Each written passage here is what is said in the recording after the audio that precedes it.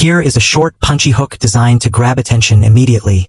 It took Elias 3 years to earn his medal fighting Nazis, and 3 seconds for Sheriff Brody to spit on it. Lying in the dirt of his hometown, blood pooling in his mouth, Elias watched the sheriff crush the Distinguished Service Cross under his boot. "You have no rights here, boy," Brody sneered, looming over him. Elias tightened his grip on the broken metal. He didn't cry. In that moment, he realized the terrifying truth. The war wasn't over. It had just followed him home.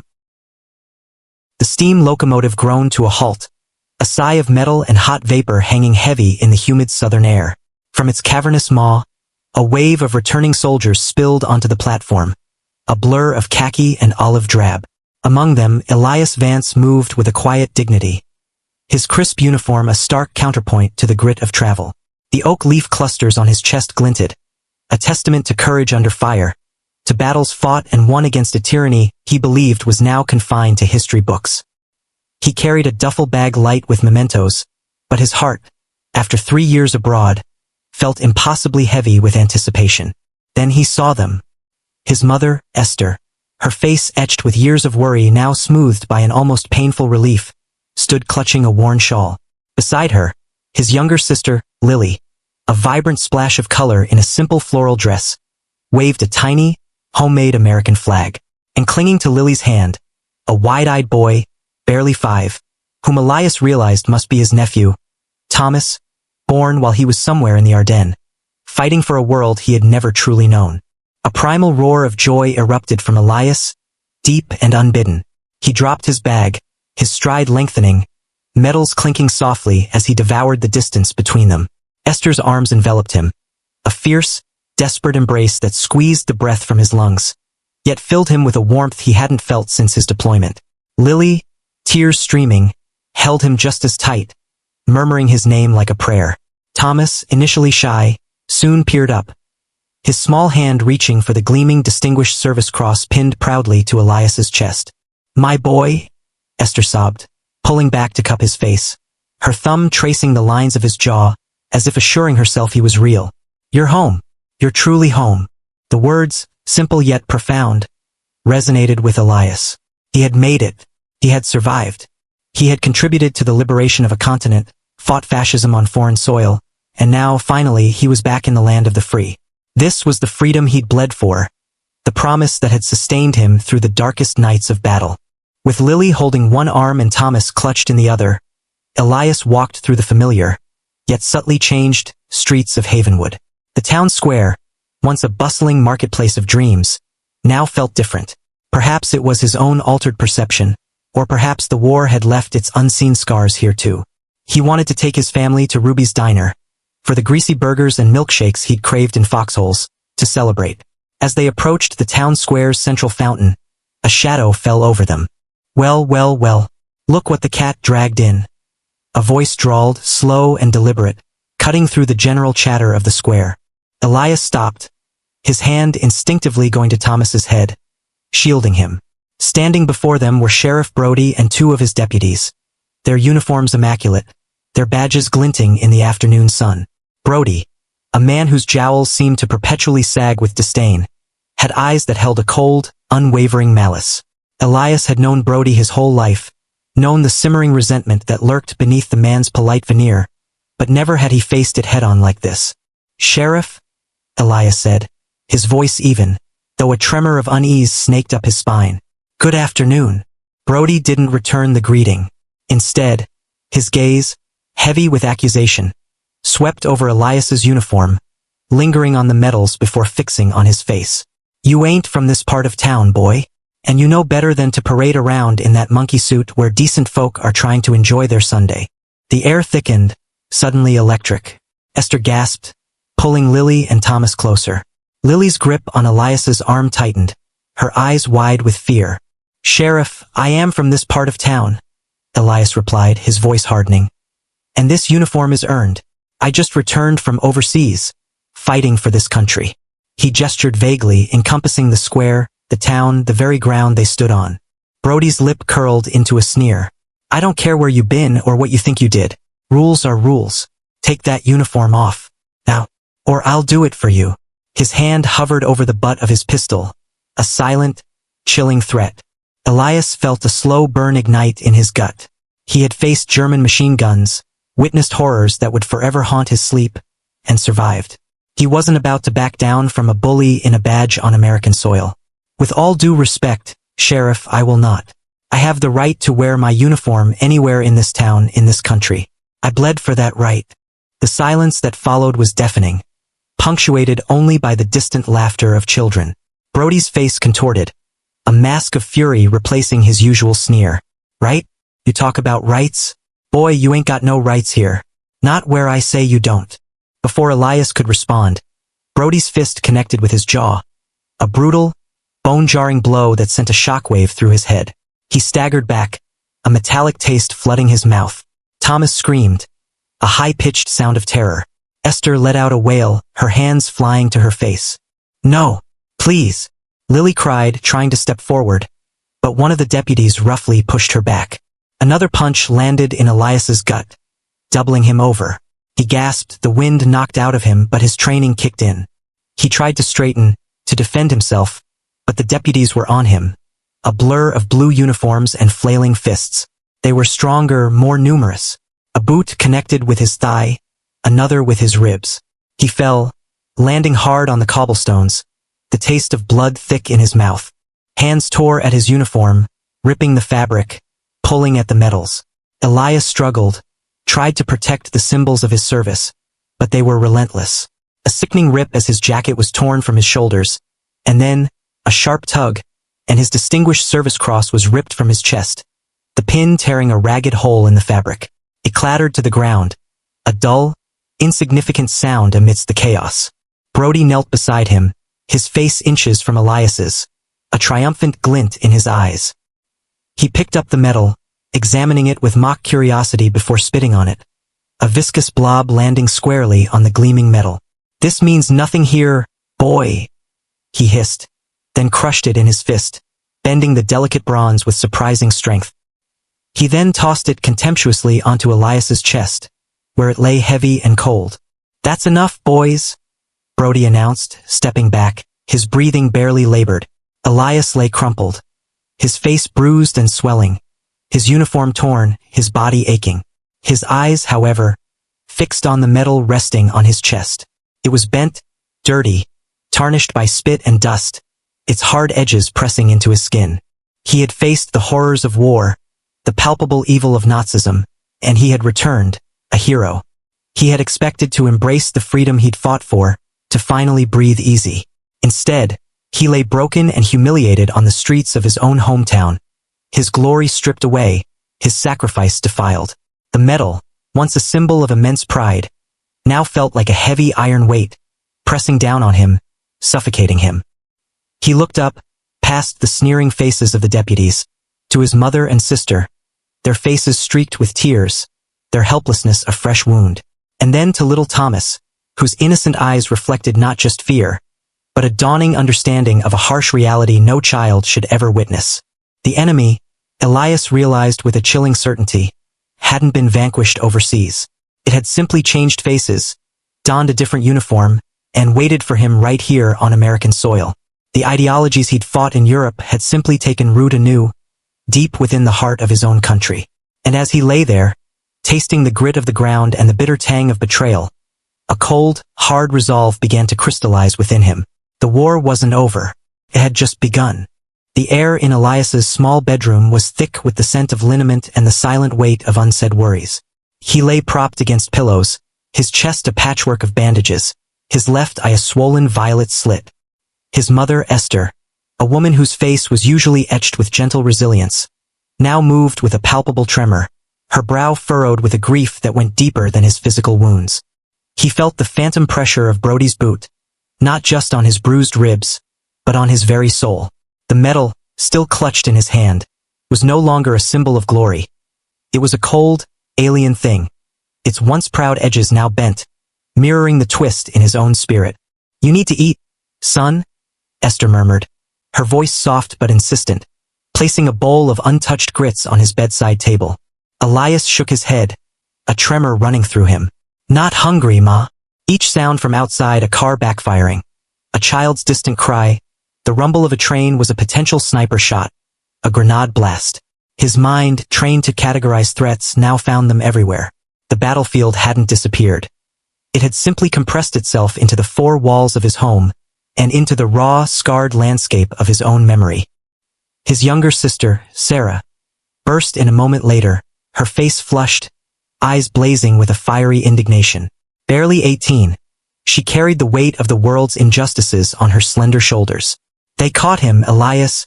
Sheriff Brody, he's still walking free. Like nothing happened. Sarah, hush now.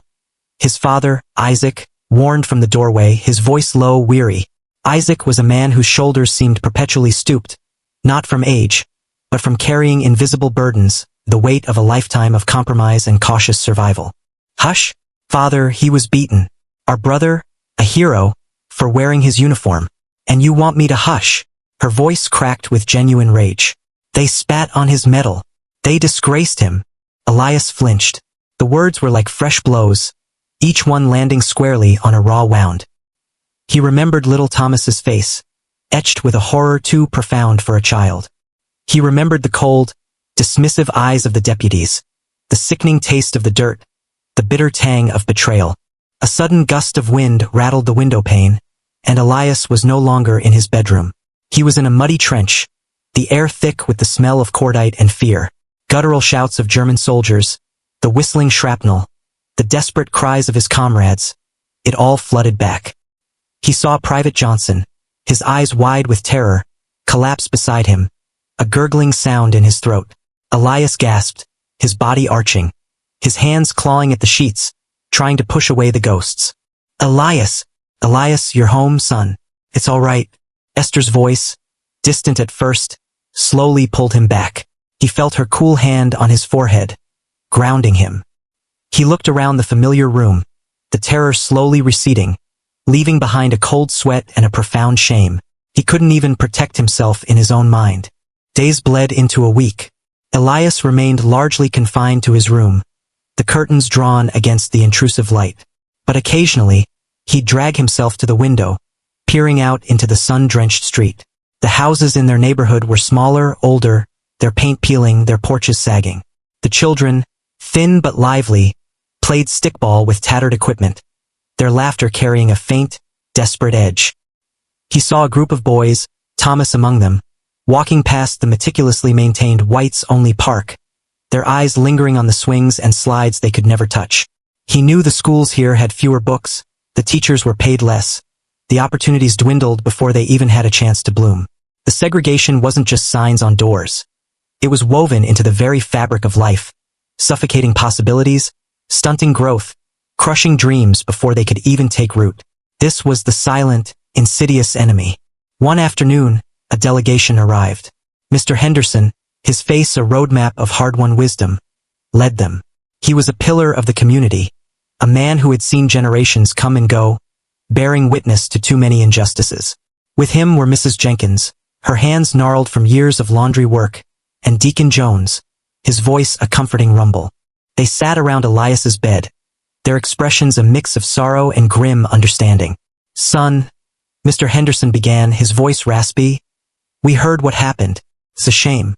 A true damn shame. His eyes met Elias's, holding a depth of empathy. You fought for this country, gave your blood, and this is how they repay you. We're so sorry, Elias, Mrs. Jenkins added, dabbing her eyes with a handkerchief. It ain't right. Elias merely nodded, the words heavy and unhelpful. What wasn't right was a profound understatement. Deacon Jones cleared his throat. But son, you gotta understand. This ain't Europe. The way we fight here, it's different. We've been fighting since before you were born. And we learned, son. We learned that an open hand sometimes gets crushed. But a closed fist, when aimed just right, can still break down a wall. Mr. Henderson leaned forward, his voice dropping to a near whisper. What Deacon means, Elias, is we can't afford to lose you. Not now. We need our young men, our brave men, but we need 'em alive. We've seen too many good men disappear for standing too tall, for speaking too loud. He paused, his gaze significant. Remember what happened in 21, in Tulsa? Or closer to home, old Jeremiah Green, just last year? Said a white woman looked at him wrong, and he was found strung up in the woods.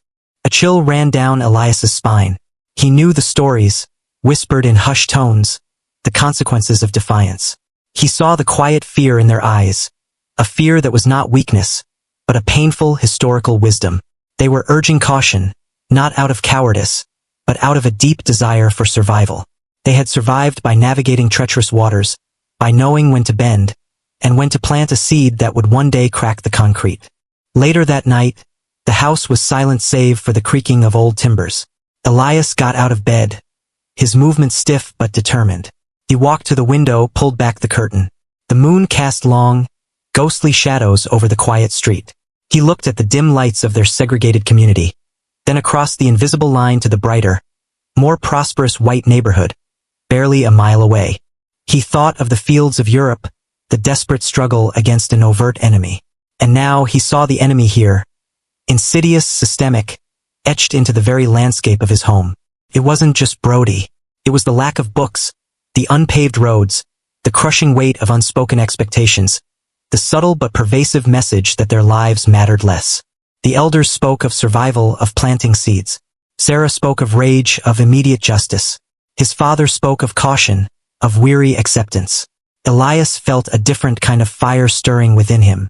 Not the explosive rage of Sarah, nor the weary surrender of his father, nor even the calculated caution of the elders.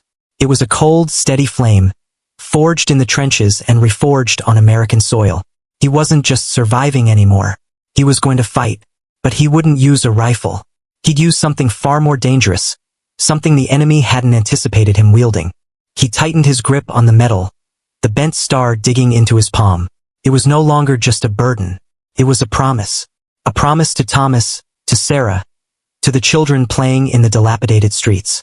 He would protect them not with bullets but with ballots. His battlefield would be the voting booth and his weapon the truth. He looked out at the street again, a new kind of clarity in his bruised eyes.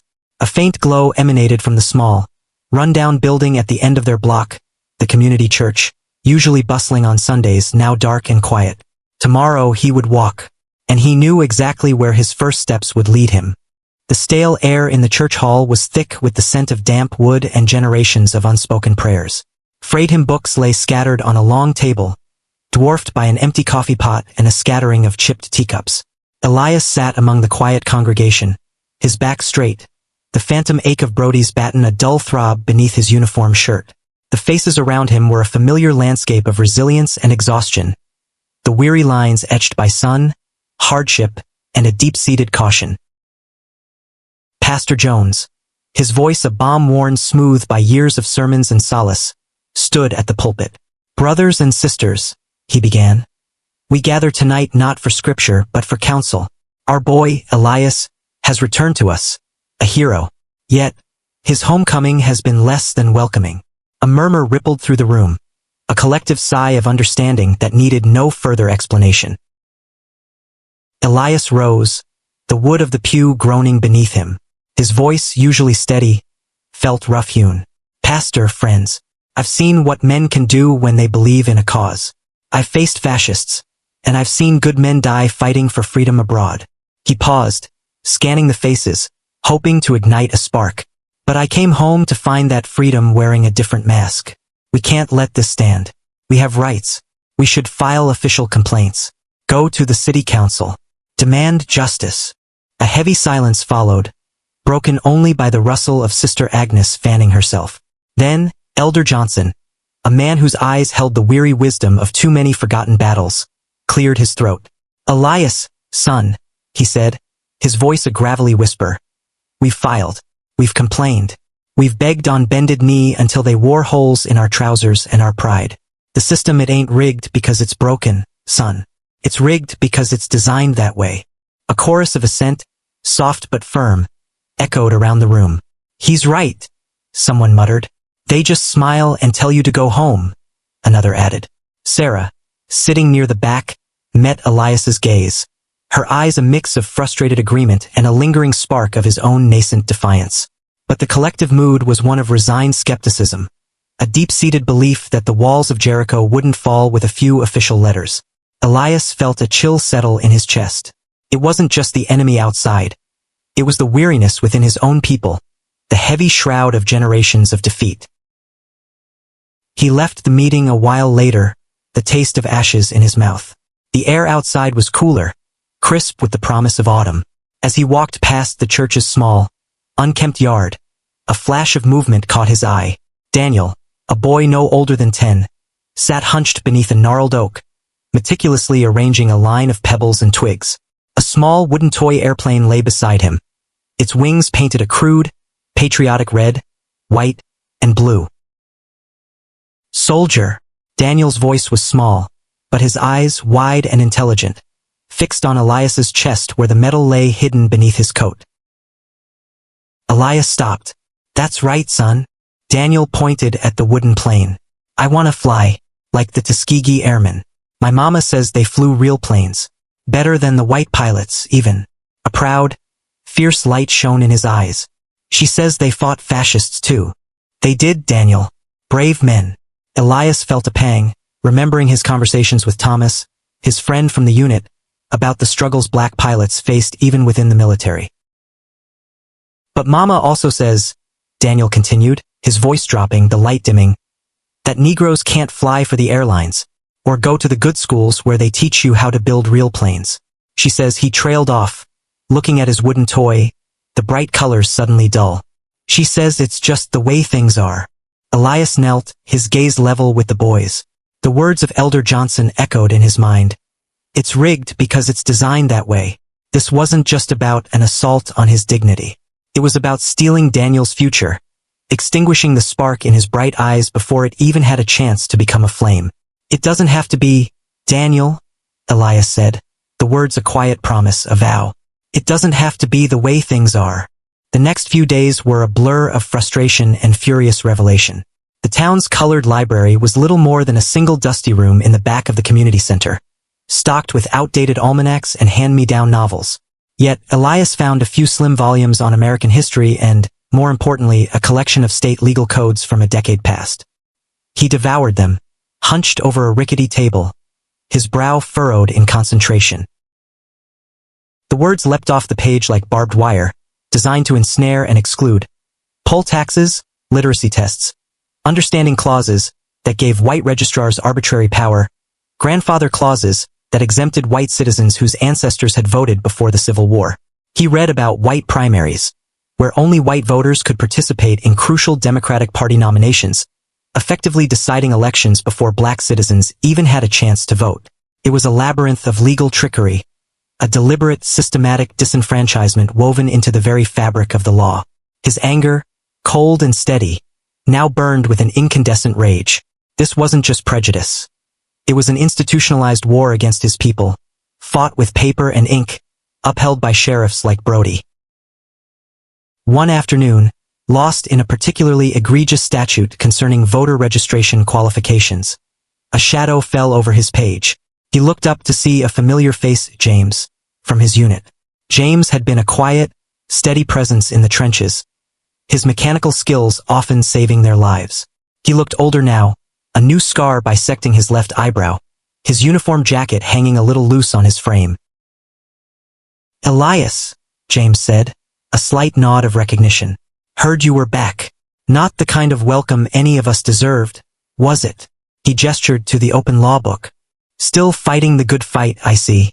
Only now it's against the fine print." Elias felt a surge of relief, a connection to a past where purpose had been clear, even in the face of death. "James, what are you doing here?" James pulled out the chair opposite him, the wood scraping loudly. "Looking for the same thing you are, maybe, answers. Or at least a way to make sense of all this." He leaned forward, his voice dropping to a near whisper. "I've been trying to connect with the other fellas from the unit, the ones who came home. Seen too many of them lost, adrift, or worse, broken." "Broken? Like you, Elias," James said, his gaze direct. "But they don't all have that fire in their belly. Some just fade. I've been trying to organize something, a support group maybe, to help us stand tall, to remind us what we fought for." He paused, his eyes flicking to the door of the library, then back to Elias. "But it's more than that, isn't it? It's a different kind of war. Not with rifles, but with what's in these books. With our voices. With the simple act of casting a ballot." Elias felt a jolt. This was it. This was the echo of his own thought, his own resolve but articulated given structure. A different kind of war, he repeated, the phrase settling into his bones. But how do we fight it, James? When they've made it impossible to even get on the battlefield. James leaned back, a faint, almost imperceptible smile touching his lips. That's what I'm working on. The enemy's tactics haven't changed much, just the uniforms. They rely on us being scared, being isolated. What if we weren't? What if we understood their rules better than they did, and found the cracks? He picked up a page Elias had marked, a section detailing a newly passed poll tax. This, for instance, is designed to keep us out. But what if we found a way for every black man, every black woman, to have the nickel, the dime, the dollar they demand? He looked at Elias, a glint in his eye that Elias recognized from the hushed, urgent planning sessions before a night patrol. I've been talking to some folks quietly, some church elders, a few business owners willing to risk a little. It's dangerous, Elias. Very dangerous. But we can't let this generation, Daniel's generation, grow up believing it's just the way things are. We owe them more than that. Elias felt a current pass between them, the unspoken understanding of shared purpose, forged in fire and rekindled in the quiet desperation of their segregated town. He thought of Brody's sneer, Daniel's lost gaze, the labyrinth of laws designed to crush them. He knew James was right. This was a war, insidious and pervasive. And for the first time since his return, Elias didn't feel quite so alone on the battlefield. What's your first move, James? Elias asked, his voice low, his resolve now tempered with a newfound, dangerous clarity. What's the plan? James's smile faded, replaced by a grim determination. Tomorrow night, we're meeting in the old print shop behind Johnson's grocery. They think it's abandoned, but it's not. We're going to start mapping out our strategy. And Elias, he added, his eyes holding a warning. If we get caught, they won't just beat us. They'll make an example of us. He paused, letting the unspoken threat hang in the air. Are you in? The air in the old print shop tasted of dust, forgotten ink, and the brittle scent of old paper. Moonlight, fractured by grimy panes, striped the floorboards, illuminating motes dancing in the cold beam. Elias sat on an overturned crate, the rough wood digging into his thighs, a map of the neighborhood spread on a rickety table before them. James, hunched over the table, traced lines with a calloused finger, his breath misting in the cool night. Around them, a dozen faces emerged from the shadows, church deacons, a schoolteacher, Mrs. Johnson from the grocery, Mr. Silas, a stoic veteran who'd fought in the Great War. Each face bore the same etched lines of worry and quiet resolve. They've built this system with invisible walls, thicker than any prison brick, James began, his voice a low hum that commanded attention without raising an alarm. Laws, ordinances, intimidation, but the foundation of it all? Lies. Lies about our capabilities, our intelligence, our very humanity. And lies crumble under the weight of truth. He tapped a spot on the map, near the bustling intersection of Elm and Sycamore, the heart of their black community. Our truth is our vote. It's the only language they understand when spoken en masse. Elias felt a familiar surge, the strategic part of his brain clicking into place. This wasn't a trench, but the objective was clear. We need a plan of engagement, he said, his voice cutting through the hushed murmurs. Who are our targets? What are their vulnerabilities? What resources do we have? He pointed to the map. We need to understand the terrain. James nodded, a flicker of appreciation in his eyes. Precisely, Mr. Silas, you're veterans. You fought for this country, bled for it. Many of you are disillusioned, I know. But who better to remind others what freedom truly means? Elias, your uniform, your medals, they speak volumes. They need to see a hero, not a victim. The room buzzed with ideas. They discussed routes, meeting points, cover stories. Mrs. Johnson would offer her back room for quiet meetings. Mr. Silas would approach his fellow veterans, men who had seen battle and knew the cost of complacency. Elias, drawing on his experience organizing supply lines and coordinating patrols, helped structure their outreach, identifying natural leaders and assigning them zones. The fear in the room was palpable, a suffocating blanket, but underneath it, a fragile seedling of purpose began to sprout. Over the next weeks, the hidden war began. Elias shed his uniform for civilian clothes, a quiet concession to the volatile streets, but the discipline of a soldier remained. He walked the dusty roads, his gait purposeful, knocking on doors, sitting on porches, always with James by his side. James, with his impassioned pleas, spoke of dignity and legacy, of breaking the chains for their children. Elias, though less flamboyant, possessed a gravity that resonated. He spoke of duty, of the promise of America, a promise that had been broken but could be reclaimed. "They tell us we're not smart enough," James would declare, his voice rising, "not educated enough to understand a ballot, but they expect us to fight and die for a flag that flies over our oppression." Then Elias would follow, his words like a quiet, insistent drumbeat. "I saw men die for that flag, good men, brave men. They died believing in a better America. We owe it to them to finish the fight, right here in our own homes." He would hold up the registration forms, not as a flimsy piece of paper, but as a weapon. "This isn't just ink on a page. This is your voice. This is your power.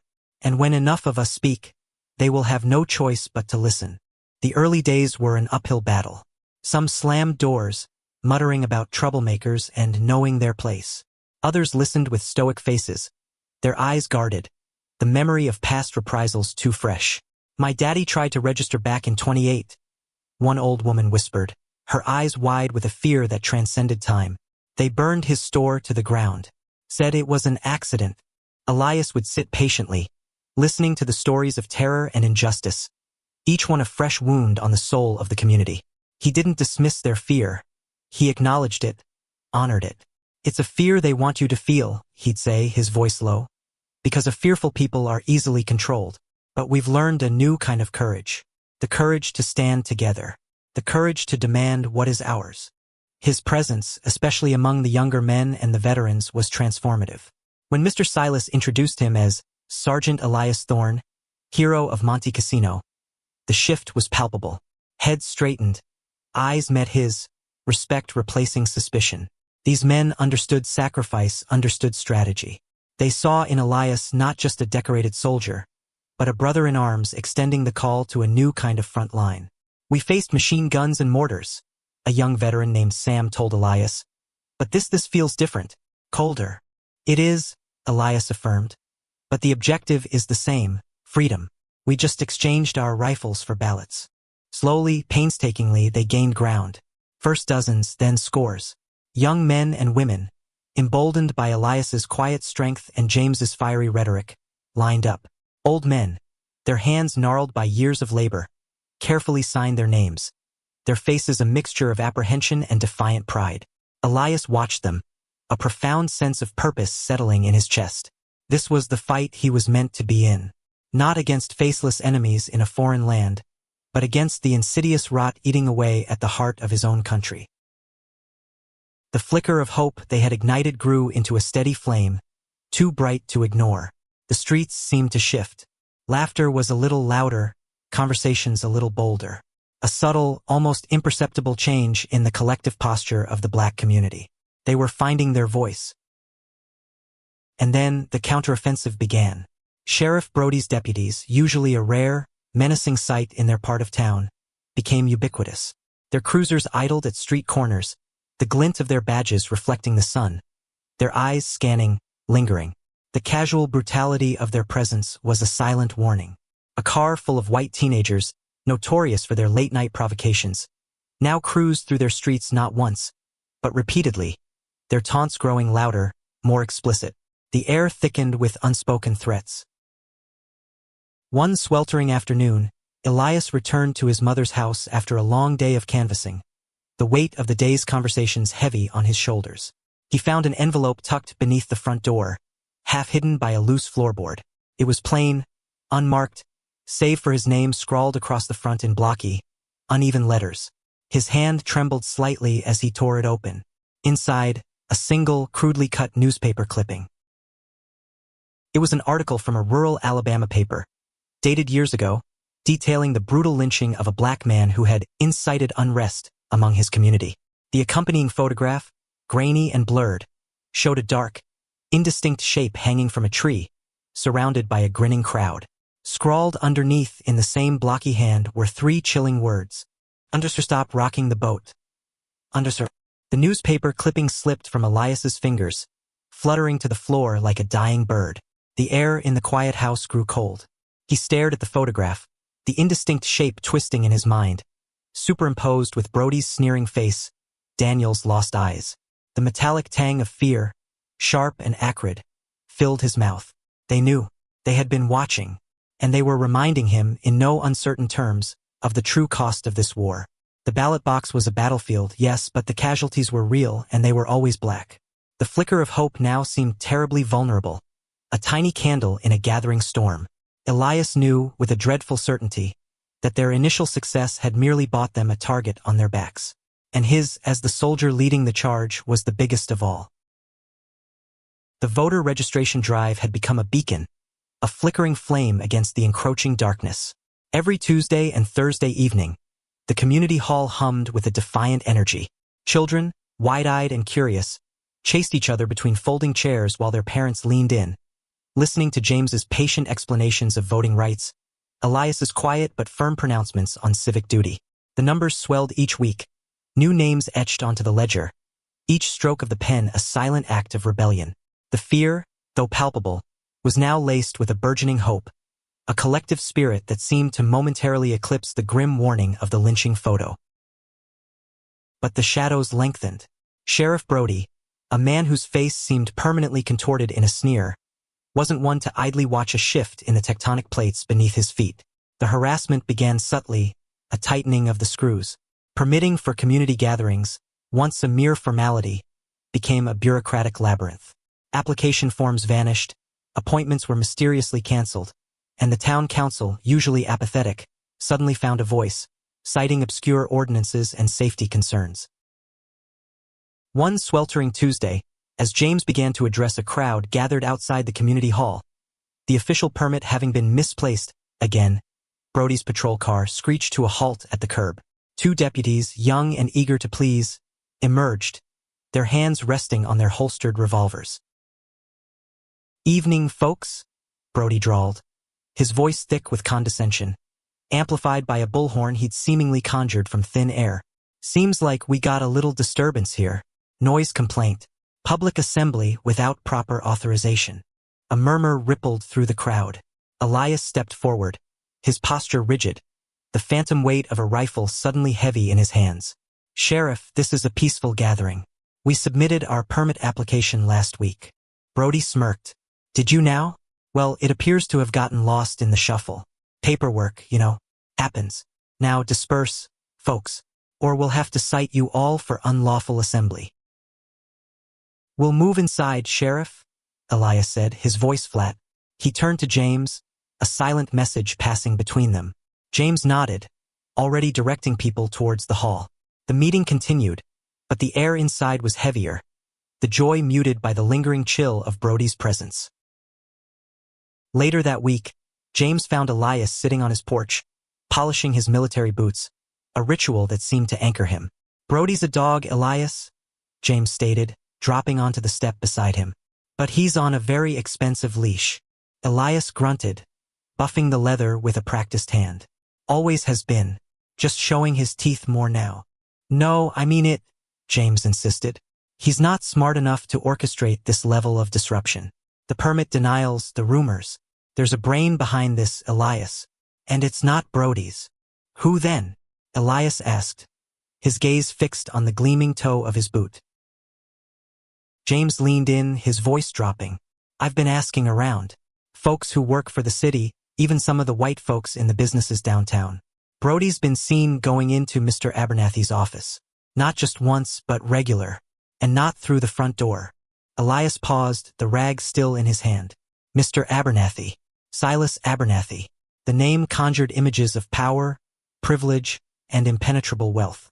He owned the largest cotton gin, a significant portion of the town's real estate, and more than a few local businesses. He was the silent monarch of this segregated kingdom, his fortune built on the very system Elias was fighting to dismantle.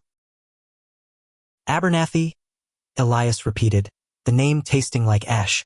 "So, Brody's just the bully boy." "A well-paid one, I'd wager," James confirmed. "Abernathy benefits from things staying exactly as they are. Cheap labor, No political clout for the coloreds. He's got the whole town by the purse strings. The realization settled between them, cold and hard. The enemy wasn't just a face in a uniform. It was a sprawling, insidious network, rooted deep in the town's economic soil. The next day, the true reach of Abernathy's shadow fell upon Elias's own doorstep. Sarah arrived at his house in the early afternoon, her usual vibrant energy replaced by a stark, brittle stillness. Her hands, usually graceful and expressive, were clenched into tight fists. "I lost my job, Elias," she announced, her voice trembling despite her effort to keep it steady. Elias felt a cold dread seep into his bones. Sarah had worked as a seamstress at Pritchard's haberdashery for 5 years, a steady, respectable position that provided her with a rare measure of independence. "What? Why?" he demanded, rising quickly. Her eyes, usually so bright, were clouded with hurt and suppressed rage. "Mr. Pritchard called me in this morning. Said business was slow. Said they had to restructure. But I saw his face, Elias. He couldn't even look me in the eye." A bitter laugh escaped her lips. Then he said, and I quote, "Sarah, we value stability. And certain activities have a way of disrupting that." He practically spat the word activities.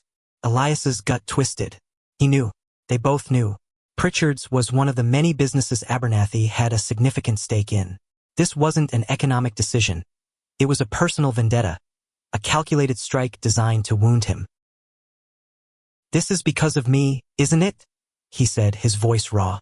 He could feel the responsibility like a physical weight pressing down on him. Sarah, his resilient, intelligent sister, now unemployed, her future suddenly uncertain, all because he dared to challenge the status quo. Sarah met his gaze, a weary resignation in her eyes. "He didn't say your name, Elias, but he didn't have to. Everyone knows who's leading these activities. And everyone knows who Mr. Abernathy controls." She paused, a single tear escaping to trace a path down her cheek. "I always told you to be careful, brother. But this is different. They're coming for us now. For all of us." The newspaper clipping, with its stark image of a lynched man, flashed in Elias's mind. The chilling words, "Stop rocking the boat." He had dismissed it as a crude warning, a relic of a bygone era. Now, with Sarah's tear-stained face before him, it felt terrifyingly current. Brody was just the first wave, the visible threat. Abernathy was the tide, inexorable and silent, capable of pulling everything under. Elias had thought his battlefield was the voting booth, but Abernathy had just expanded the war to his home, his family, his very livelihood. That evening, a new message arrived. Not in an envelope, not a clipping. It was spray-painted in crude, white letters on the side of his house, stark against the dark wood. "Traitor." Elias stood in the gathering dusk, staring at the single word, feeling the cold tendrils of fear coil around his heart. They were no longer just warning him. They were declaring him an enemy, not just of their system, but of his own people, of his own home. And for the first time since returning from the war, Elias felt truly, utterly alone, surrounded by an enemy whose reach was far greater, far more insidious than he had ever imagined. The soldier had returned home, only to find the war had followed him, and the next casualty might be closer than he could bear. The word traitor glared back from the side of Elias's house, a raw white scar against the dusk.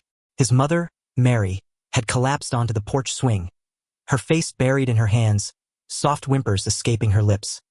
His father, Joseph, a man forged in the crucible of hard labor and quiet dignity, stood rigid, his shoulders hunched not with defeat, but with a bone-deep weariness that Elias recognized as a far more dangerous enemy than outright rage. "They're trying to turn our own against us." Joseph's voice was a low rumble, devoid of its usual warmth. He didn't look at Elias, his gaze fixed on the menacing graffiti. "They want us to eat each other alive. To believe that fighting for what's right makes you a traitor to your own kin." The silence that followed was thick, suffocating. Elias felt the familiar prickle of adrenaline, the surge of defensive anger he knew so well from the trenches. But this wasn't a Nazi in a bunker. This was his home, his family, besieged by shadows. The very next morning, the shadows materialized into stark reality. Sarah, vibrant and usually humming with a quiet energy, walked through the door looking like a ghost. Her uniform, the starched white apron and cap from Abernathy's department store, was clutched in her hand, not worn. "They fired me," she stated, her voice flat, hollow. Her eyes, usually so keen, were glazed with disbelief. "Mr. Thompson called me into his office, said I was disruptive, said my presence was bad for morale, given current community tensions." Elias felt a cold dread seep into his bones. His sister, dismissed, her livelihood stripped away, for the sin of being related to him. The meager wages Sarah earned at Abernathy's were more than a little extra. They paid for Mary's medicines, for James's school books, for the small luxuries that kept their household afloat in a world that offered so little. Joseph's earlier fear bloomed into a desperate plea. He found Elias in the cramped living room later that afternoon, the air heavy with unspoken anxieties. "Elias," his father began, his voice hoarse, "they are taking everything from us. Sarah's job, the warnings, the beatings. What more will it take? Our lives." He gripped Elias's arm, his calloused fingers digging in. "Son, you're a good man. You fought for freedom. But this ain't the same war. You can't win this. Not here. Not like this. Please, stop. For us. For your mother." The words were a hammer blow to Elias's conscience.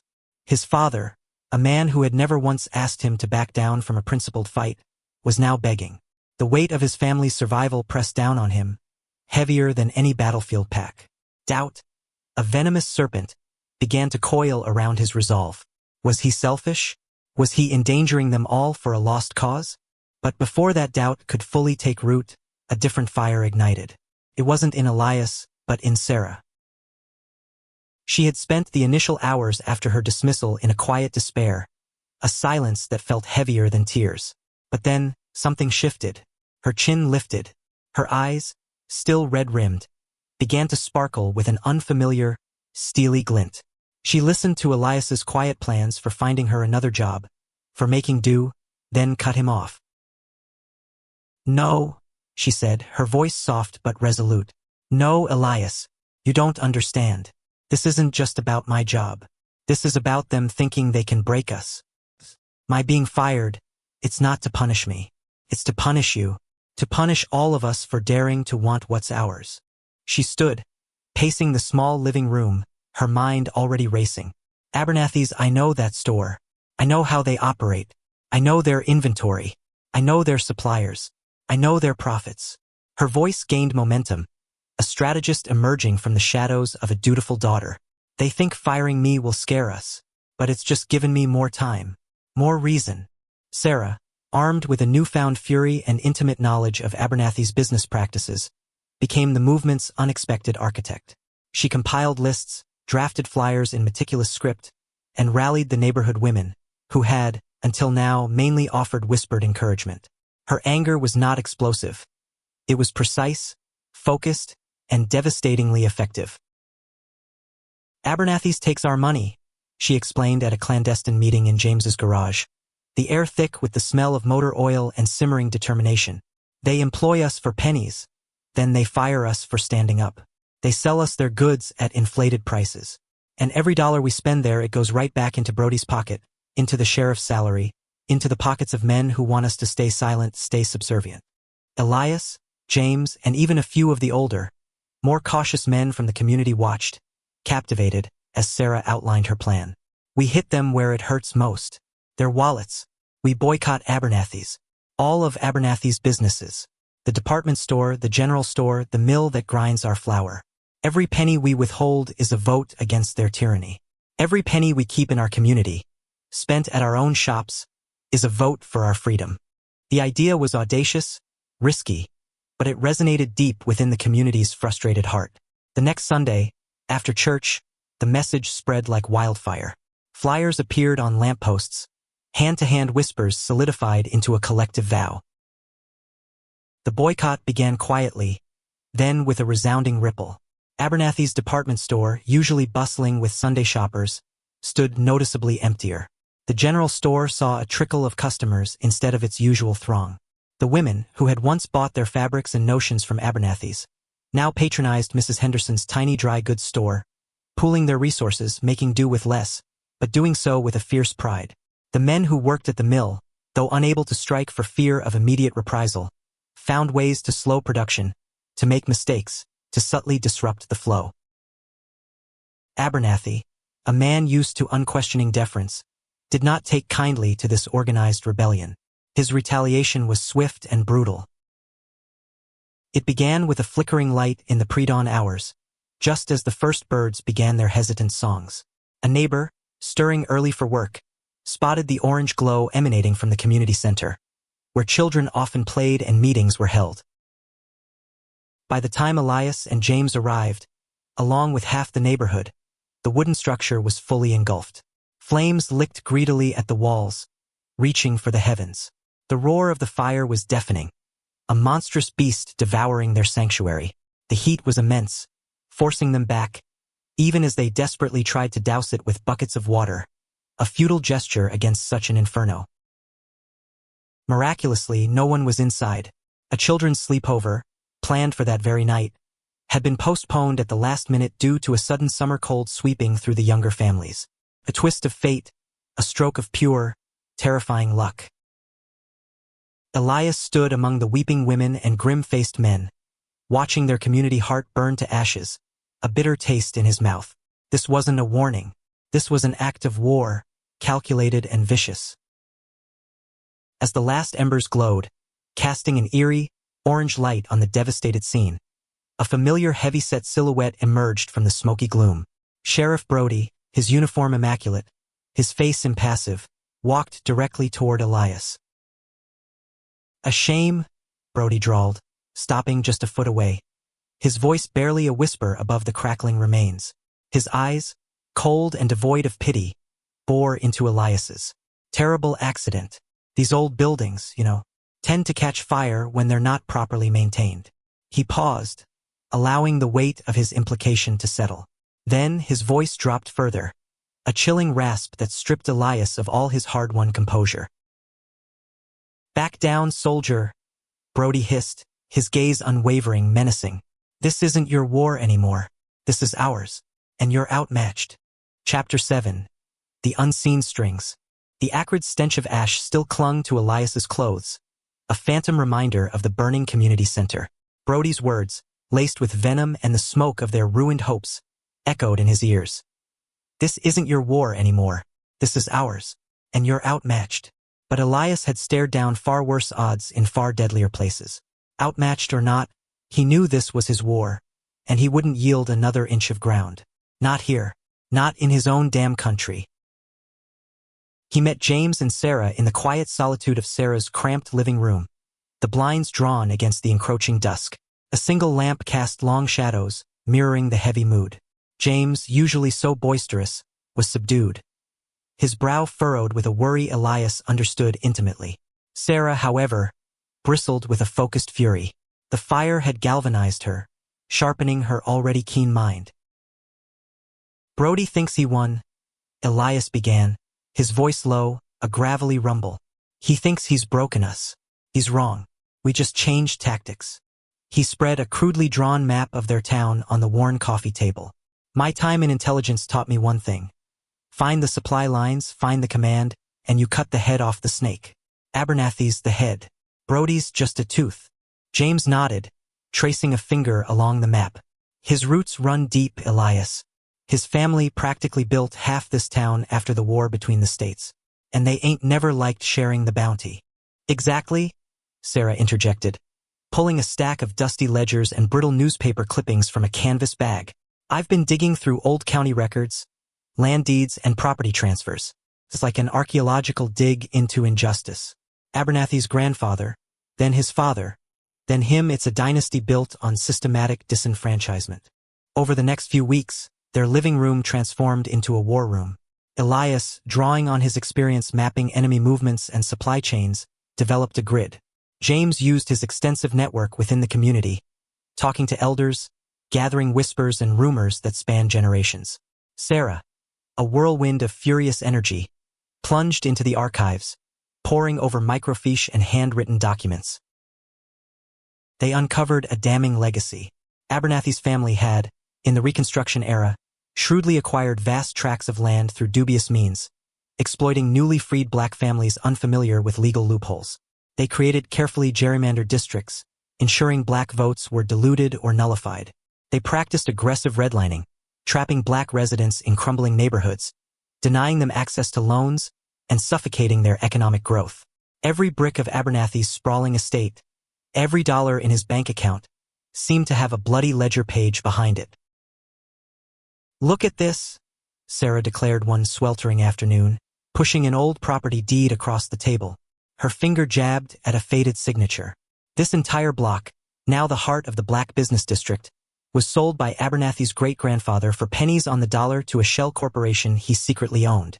Then, decades later, they refused to sell any adjacent properties to black families, effectively boxing them in, strangling any potential expansion.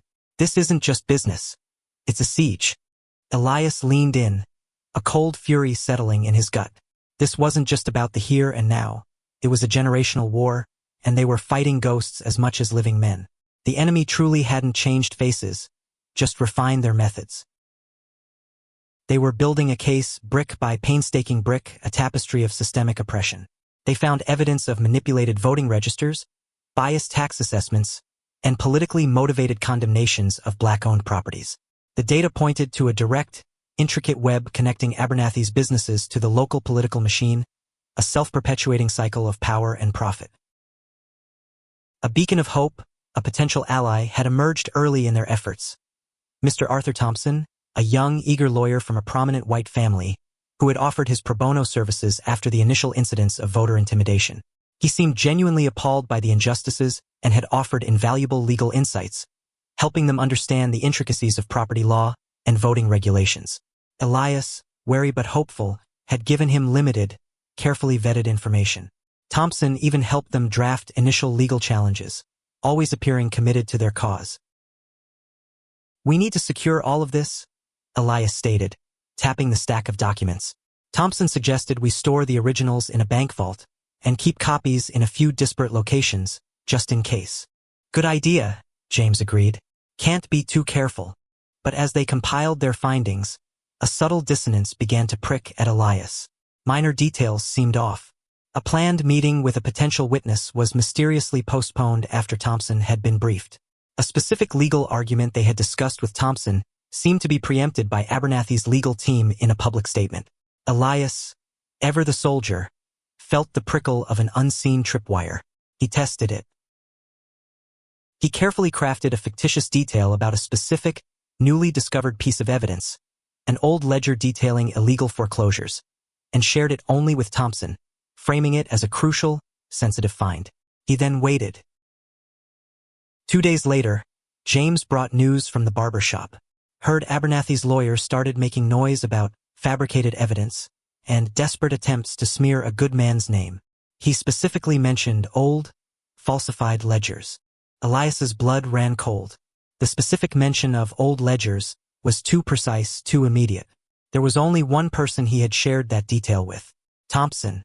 That evening, Elias, feigning a sudden illness, sent James and Sarah ahead to a planned meeting with Thompson to finalize the storage of their evidence. He hung back, concealed in the shadows across the street from Thompson's office.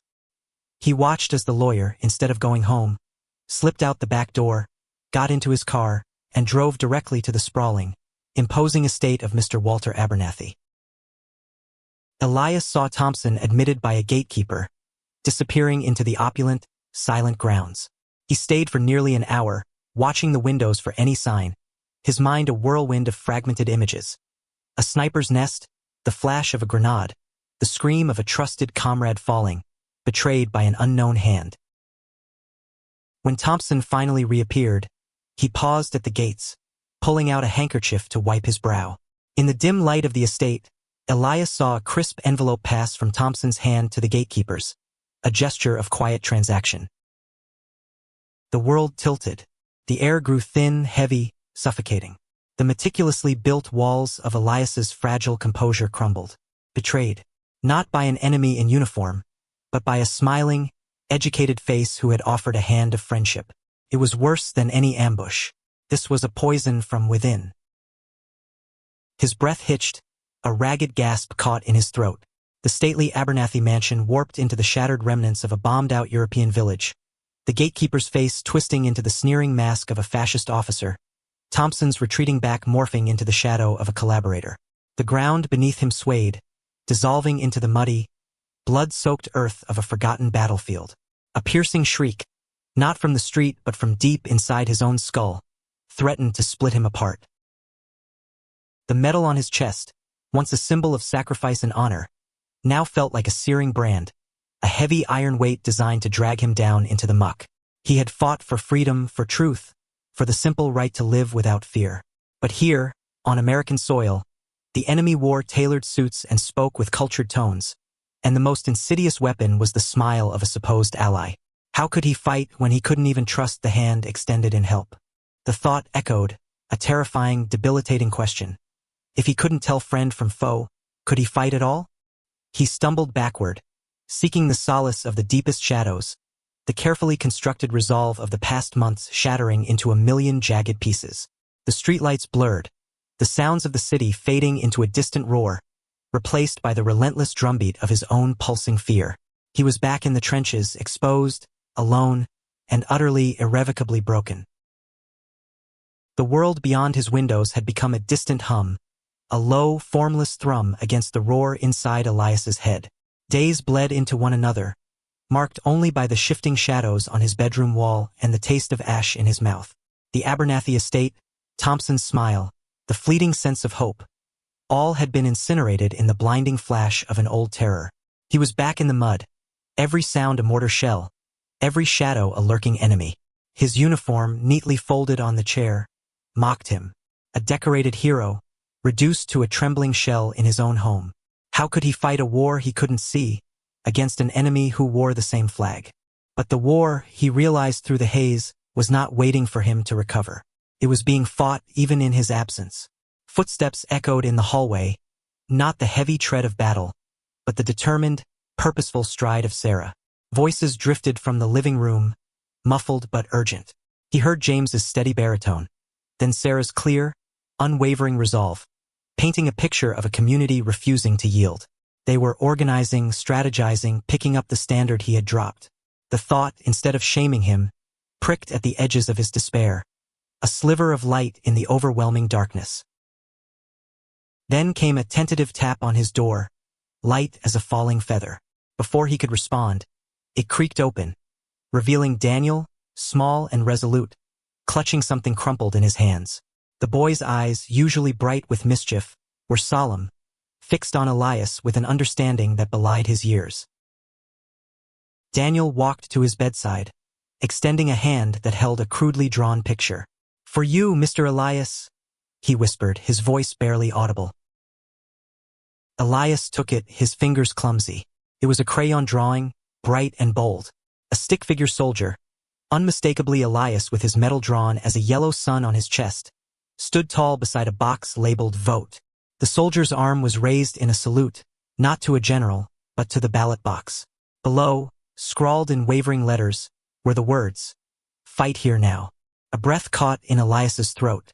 It wasn't about the trenches, not anymore. It was about the ballot box, about the future Daniel was so innocently, yet profoundly envisioning. The abstract fight for freedom suddenly had a face, a name, a child's earnest plea. The heavy iron weight of his medal began to feel different, not a brand of shame, but an anchor to a new purpose. The enemy hadn't changed faces. He had been looking in the wrong direction. The battle wasn't over. It had simply moved from shattered European villages to American streets, from physical combat to the quiet, determined act of casting a vote. With renewed, if fragile, resolve, Elias pushed himself out of bed. The tremor in his hands hadn't vanished, but the fog in his mind had begun to lift. The morning of the voter registration drive dawned crisp and bright, a deceptive beauty. Hope, thick and palpable, hung in the air like the scent of fresh-baked bread from Sarah's kitchen. The town square, usually a sleepy expanse of cracked paving stones, buzzed with an electrifying energy. Tables laden with registration forms were set up, fluttering with vote banners. National civil rights advocates, their serious faces betraying a quiet determination, mingled with local leaders. Journalists, notebooks poised and cameras at the ready, stood out like beacons, their presence intended as a shield against the inevitable intimidation. They believed the spotlight of national attention would deter the local authorities. They were wrong. James, his voice hoarse from hours of rallying, stood beside Sarah, who moved with grace and purpose, directing volunteers, offering encouraging words, a general marshaling her troops. Elias, standing on the periphery, a silent sentinel, watched the scene unfold. The sight of so many black faces, young and old, lining up with quiet dignity, filled him with a fierce pride. This was what he'd fought for. This was the true taste of freedom. The first hint of trouble came subtly. A trickle of cars, fewer than expected, began to arrive. Then, nothing. From the main road leading into the square, the distant wail of a siren cut through the morning air, growing steadily louder. A collective ripple of unease spread through the crowd, quickly morphing into a murmur of concern. Suddenly, a black and white patrol car, followed by another, then a truck full of Brody's deputies, roared into view, screeching to a halt at the square's entrance. Brody himself, a wide, malevolent grin splitting his face, stepped out, a shotgun held casually in his hand. His uniform, usually a symbol of order, felt like a declaration of war. "All right, folks, party's over," he bellowed, his voice amplified by a bullhorn that crackled with menace. "This here is an unauthorized assembly. Anyone not clearing out in the next 5 minutes will be arrested for disturbing the peace." The crowd hesitated, a palpable tension seizing the square. Sarah stepped forward, her voice ringing clear despite the bullhorn. "Sheriff Brody, we have permits. We have national observers. This is a peaceful, legal assembly." Brody merely laughed, a harsh, guttural sound. "Permits? Observers? Don't mean a lick to me, lady. This ain't New York. This is my town." He gestured to his deputies, their faces grim, their hands already on their billy clubs. "Start moving him out." Chaos erupted. Deputies fanned out, pushing and shoving, their heavy boots scuffing the paved square. Registration tables were violently overturned, forms scattering like autumn leaves. People cried out, children whimpered, pulled close by frantic parents. A young man, barely out of high school, tried to retrieve a fallen banner, only to be struck across the back by a deputy's club. He crumpled to the ground, a gasp escaping his lips. Elias felt a cold rage blossom in his chest, chilling and clear. It was the same rage he felt when he saw injustice overseas, but sharper, more personal. He started forward, his soldier's instincts screaming at him to intervene, to protect. But before he could reach the fray, a frail, stooped figure, Elder Johnson, a man whose gentle wisdom had guided their community for decades, stepped directly in Brody's path. Elder Johnson, his silver hair catching the morning sun, held up a small, worn copy of the U.S. Constitution. "Sheriff," Elder Johnson's voice, though soft, carried an immense dignity. "This here is our right. It's written plain as day." He gestured to the document. Brody's face contorted in a sneer. "Your rights don't apply when you're making a spectacle, old man." He snatched the Constitution from the elder's hand, tearing it in half with a sickening rip. A collective gasp swept through the crowd. Elder Johnson, momentarily stunned, stared at the shredded document. Then, a flicker of defiance, pure and ancient, ignited in his eyes. He slowly began to sing, a spiritual low and mournful, a hymn of freedom and enduring faith. Others in the crowd, despite the chaos, began to join him, their voices weaving a defiant tapestry of sound. Brody's face flushed crimson. "Shut him up!" he roared, pointing at Elder Johnson. A deputy, burly and quick, lunged forward. Elias saw the glint of the billy club in the morning light, saw it arc downwards with brutal force. It connected with a sickening thud against Elder Johnson's temple. The singing faltered, then died. Elder Johnson crumpled, falling to the ground like a broken puppet. His head hit the pavement with a dull crack, a dark, blossoming stain already beginning to spread on the gray stone around him. His eyes, fixed on nothing, stared blankly at the bright morning sky. Silence fell, absolute and terrifying. The only sound was the muffled cries of children and the panting of the deputies. The vibrant hope of the morning had been brutally, irrevocably extinguished. The blood on the pavement was not just Elder Johnson's. It was the blood of their collective dream, a stark, crimson price for daring to demand their rights. Elias froze, a scream trapped in his throat. The smell of gun smoke wasn't in the air, but he tasted ash, the metallic tang of blood. This wasn't a skirmish. This was an execution. Brody, his face pale beneath his angry flush, stood over the fallen elder, the billy club still in his hand, droplets of something dark glistening on its end. The sight snapped something inside Elias. The PTSD-induced haze, the self-doubt, the confusion between friend and foe. It all burned away, replaced by an inferno of pure, unadulterated fury. The enemy hadn't just changed faces. They had shed their masks entirely, and they had just claimed their first casualty in Elias's own quiet war. He looked at the lifeless body of Elder Johnson, then at Brody, then at the stunned, horrified faces of his community. The battlefield was no longer just the voting booth. It was the very ground they stood on, and the enemy had just drawn first blood. The morning air, usually a balm in the fading southern heat, felt heavy and metallic, tasting of gunpowder that hadn't been fired, but still lingered in the collective memory. It was election day, but it felt more like a wake, the low hum of nervous conversation replacing the usual hopeful chatter. The main thoroughfare leading to the polling station was lined with people, not in celebration, but in grim, determined defiance. Grief hung like a shroud, yet beneath it, a furious current of resolve pulsed. Elder Johnson's blood, symbolically, irrevocably, stained the very ground they walked on. Elias walked at the head of the procession, his severe PTSD a cold, clammy hand gripping his chest, threatening to pull him back into the trenches. But he wouldn't yield. He'd seen the face of death too many times to flinch now, not when it wore the sneering mask of injustice in his own hometown. His patched-up uniform, hastily mended by Sarah, felt like a second skin, a defiant challenge. The bent metal, a constant, heavy weight against his sternum, gleamed dully, no longer a symbol of distant glory, but of a present, immediate war.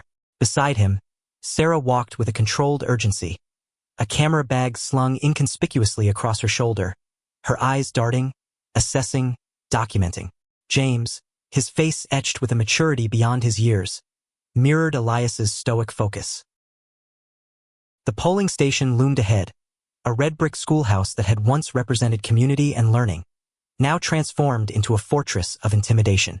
Sheriff Brody stood on the steps, a bull of a man, his uniform straining over his paunch, his eyes narrow slits of suspicion. A phalanx of deputies, stern and unyielding, formed a barrier across the entrance, their hands resting ostentatiously on the holsters of their revolvers, billy clubs swinging idly at their sides. They were a wall built of fear and muscle. A black Cadillac, polished to a predatory sheen, purred to a stop beside the schoolhouse. Out stepped Abernathy, impeccably dressed, a condescending smile playing on his lips, as if he were attending a particularly amusing circus. He was flanked not by campaign workers, but by 3 burly men in plain clothes, their bulk suggesting less political persuasion and more physical enforcement. Abernathy's gaze swept over the crowd, lingering on Elias, a flicker of contempt in his eyes. He had come to witness his triumph. Elias stopped 20 feet from the deputies, the line of his people stretching out behind him, a quiet, formidable force. He looked from Brody to Abernathy, then back to the faces of his neighbors, the women in their Sunday best, the men with their sleeves rolled, the young people, eyes wide with a mixture of terror and courage. He took a deep breath, the taste of ash in his mouth, and stepped forward, alone.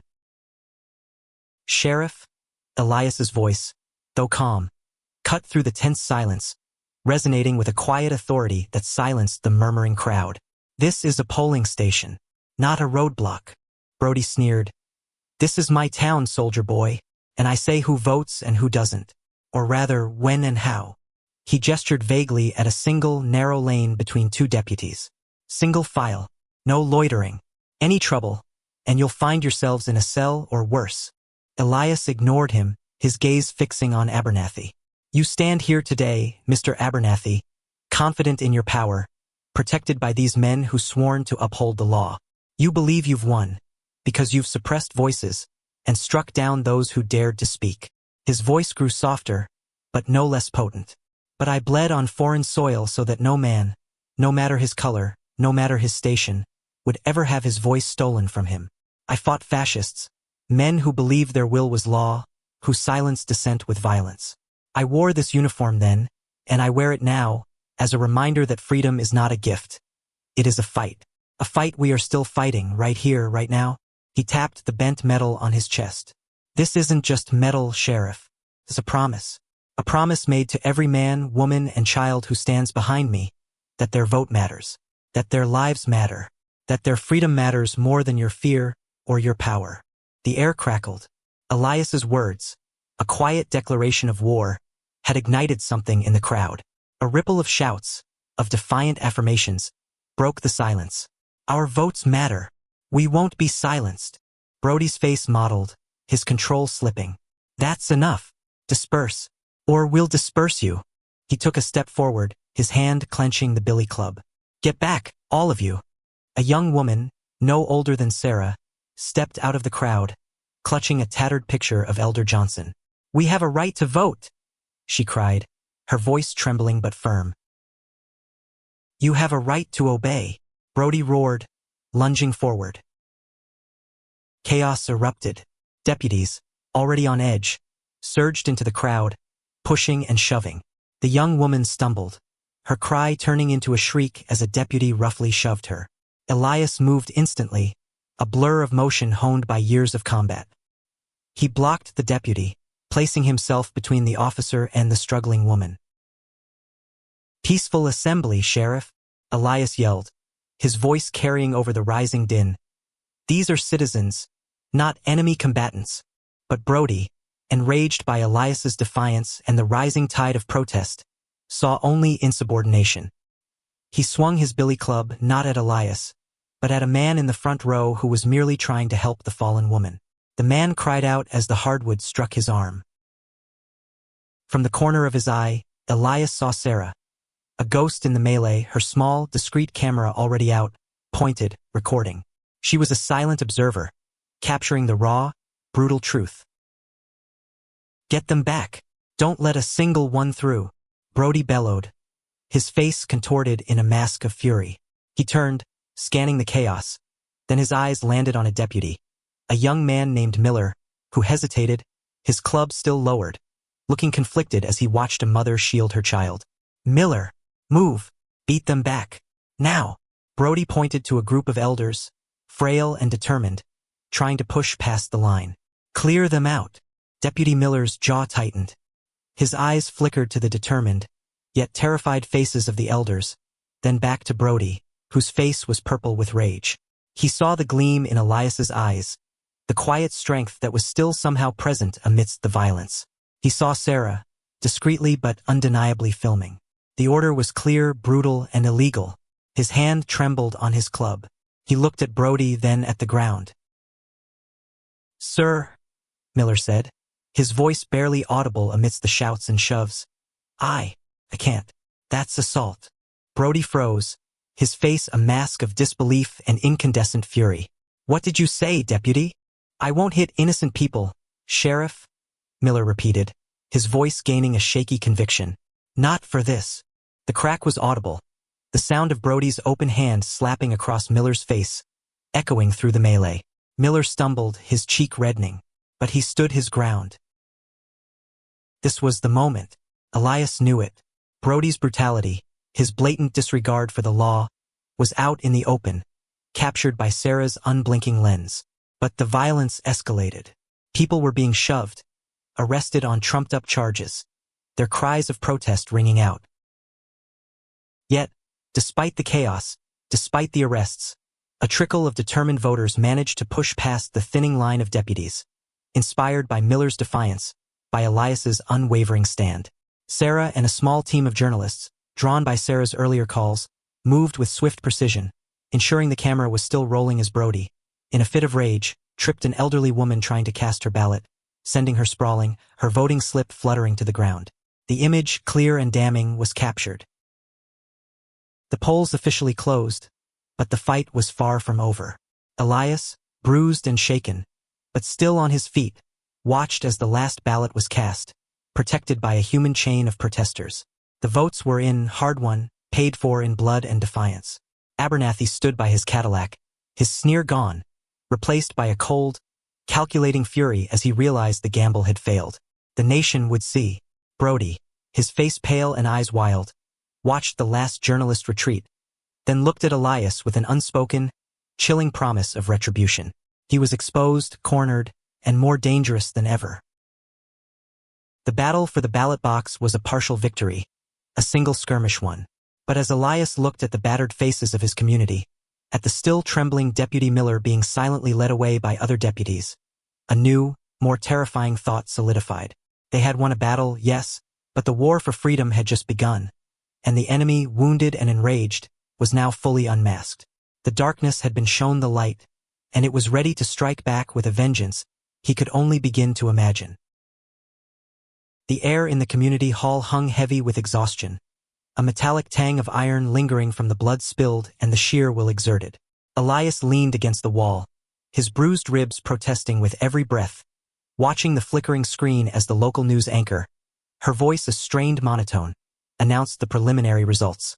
The numbers crawled across the bottom of the screen, each digit a testament to defiance. The votes, contested fiercely, recounted with excruciating slowness, stood. The hall erupted, a ragged cheer tearing through the silence. It wasn't the joyous roar of a landslide, but the weary, exultant cry of survivors. They had clawed back a sliver of what was theirs.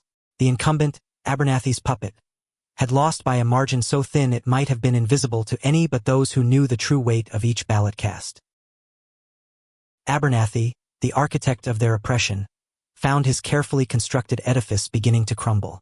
The documented violence at the polls, the irrefutable footage of Brody's assault on the elderly woman, broadcast beyond the town's poisoned borders, had become a catalyst. Whispers of federal inquiries hardened into formal investigations. State prosecutors, emboldened by the national spotlight, began to pick apart his labyrinthine business dealings, uncovering a skein of corruption that entangled contracts, kickbacks, and blatant exploitation. His power, once absolute, now bled from 1,000 tiny cuts. Boycotts, initiated by an increasingly unified black community and supported by a surprising number of white allies horrified by the raw footage, gnawed at his profits, turning his lavish enterprises into monuments of public scorn. His sneer, Elias heard, had been replaced by a permanent, cold fury, but it was a fury that now resonated in an echo chamber of his own making, far from the halls of power. Sheriff Brody's fall was swifter, more public. The images of his brutality, played endlessly on newsreels across the state, stripped him of all authority. 2 weeks after the election, a convoy of state police cruisers, not a local patrol car, pulled up to his office. Elias wasn't there, but Daniel, now a ubiquitous presence with a camera and a notebook, captured the scene. Brody, defiant to the last, was led away in handcuffs, his face a mask of impotent rage. The charges were comprehensive: assault, battery, civil rights violations, obstruction of justice. The prosecution was long, a brutal, drawn-out affair that forced the community to relive their trauma. But they testified, one after another, their voices strong, unwavering. The elderly woman Brody had tripped, her arm still healing, spoke with a clarity that cut through the defense's bluster. Deputy Miller, stripped of his badge but spared further charges in exchange for his testimony, provided an insider's account of Brody's systemic abuses. It was a victory, hard-won and deeply cathartic, when the gavel finally fell, consigning Brody to years in a state penitentiary. But victory, Elias understood, was a mosaic built from broken pieces. They mourned. Mrs. Edna Mae Johnson, the woman Brody had struck, never fully recovered from her injuries, passing quietly in her sleep a few months later, her last breath a testament to a life lived fighting for dignity. The memory of Miller's sacrifice, his quiet defiance against overwhelming odds, became a sacred touchstone. A mural, depicting the faces of those who had stood at the polls, now adorned the side of the community hall, a vibrant testament to their collective will. Elias walked among them, no longer the solitary warrior, but a central pillar in a growing edifice of resilience. His nights were still haunted by the phantom screams of a foreign war, the ghost of machine gun fire echoing in the silence of his room. The PTSD wasn't cured. It was a scar tissue, thick and enduring. But the raw, gaping wound had begun to knit. He had found a new battlefield, a new enemy, and a new purpose that quelled the internal chaos. His warrior spirit, once honed for destruction, was now repurposed for defense, for building, for nurturing. He spent hours with Daniel, teaching him to parse legal documents, to frame questions that demanded answers, to understand the subtle machinations of power. Freedom ain't just something you get, Elias would say, tracing patterns in the dusty ground with a stick. It's something you gotta fight for every single day. And the first battle is always here. He'd tap Daniel's temple. Understanding.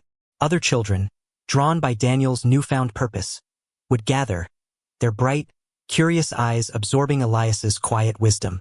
They were the next generation of soldiers, not for a foreign war, but for the unending battle for equality on their own soil. Sarah, her journalistic fervor now channeled into sustained activism, moved through the community with a whirlwind of purpose. She and Elias, their bond forged in the crucible of shared struggle, launched the Freedom's Beacon organization. It wasn't just a name, it was a promise. They established legal aid clinics, voter registration drives, and community education programs. Sarah's fierce intellect drafted proposals, secured funding, and organized. Elias, with his quiet strength and lived experience, became the steady anchor, the trusted voice.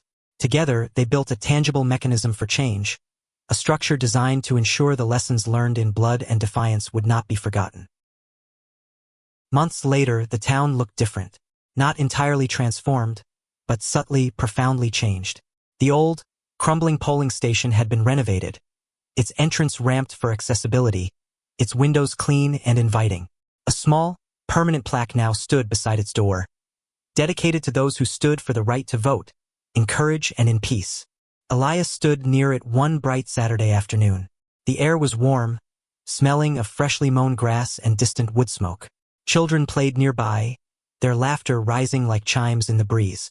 Daniel, no longer a boy but a young man of focused intent, was showing a younger child how to hold a camera, explaining the importance of observation. Elias reached for the metal pinned to his shirt. It had been cleaned, polished to a dull gleam, but the weight remained. Before, it had been a heavy iron, a constant reminder of the war he'd fought and the freedom he'd been denied upon his return. Now, as he ran his thumb over the cool metal, it felt different. It was still heavy, yes, but it was no longer solely a weight of sorrow or injustice. It was a weight of responsibility, a solemn promise to the children playing nearby, to Daniel, to Sarah, to Mrs. Johnson. It was a weight of purpose, a constant, tactile reminder that freedom was not a destination one reached, a flag planted after a battle, but a constant, vigilant journey, an unending battle fought with ballots and unity, with quiet courage and unwavering hope. The enemy had changed faces, but the fight for the soul of America, for the true meaning of its promises, would always endure. And Elias, the soldier returned, was ready to keep fighting.